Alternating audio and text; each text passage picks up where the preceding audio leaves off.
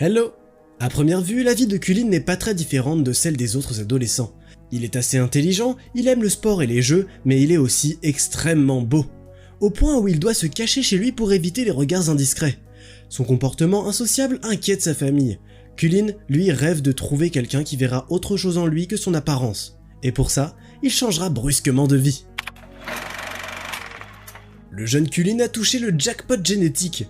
Toute personne de sa famille, y compris lui-même, n'a aucun défaut dans son apparence.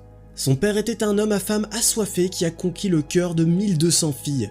La plus belle d'entre elles est devenue la mère de Cullen.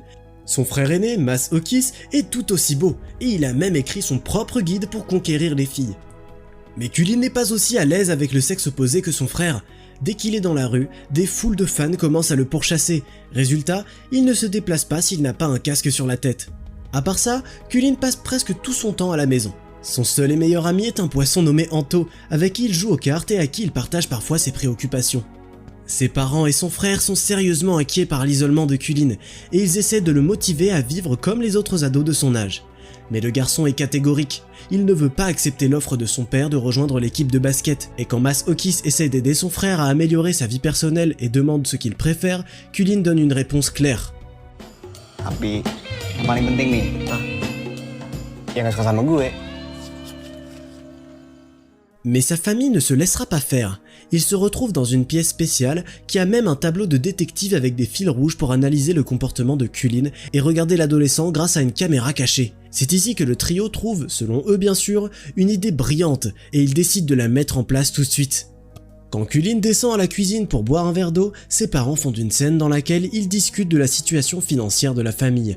La femme essaie de dissuader son mari de travailler sur un projet difficile à cause de son âge, mais c'est là qu'il explique que c'est le seul moyen pour payer la scolarité à domicile de Cullen le semestre prochain.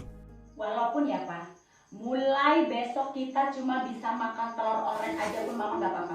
Yang penting papa gak ada masalah pekerjaan itu. Le père commence à pleurer et à demander pardon à sa femme parce qu'il n'est pas à la hauteur comme chef de famille. Mais la mère de Cullen le réconforte et dit qu'ensemble, ils trouveront certainement quelque chose. Leur plan astucieux marche bien. Cullen pleure toute la nuit. Quand il arrive dans la cuisine le matin, il voit son père assis avec un journal en train de chercher un emploi, pendant que sa mère a mis un petit déjeuner minuscule à table. Pak, sarapannya cuma telur oren doang, gak apa-apa ya? Nggak apa-apa mah. Leur fils leur demande pardon d'être un fardeau.